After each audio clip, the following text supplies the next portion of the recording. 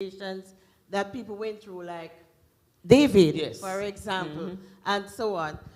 Ezraites, they were instructed to write all of those songs too, to prompt ministerial prayer. We know that public prayer, what's the word for it again? They call the liturgy.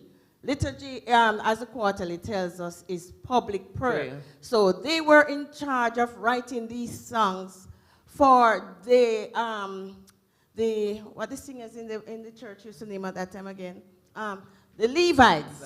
The Levites, yes. And so those songs, those psalms, any psalms you see have anything to do with shouting with the timbrels and so on. Anything that indicating instruments is telling you that the psalm, that set were specifically written for the Levites to do all of their, in other words, they were the praise team. Yes. They were the praise team. Yeah. So those were Thanksgiving, those were, all the Levites were Thanksgivings.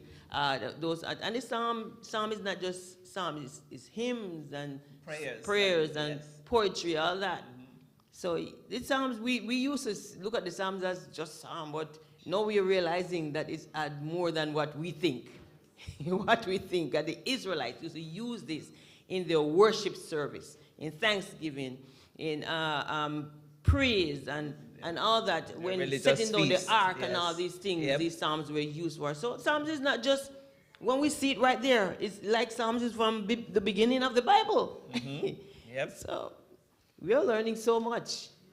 And there's a lot more to learn. A lot more to learn, yeah. It says the early church was comfortable with the use of psalms.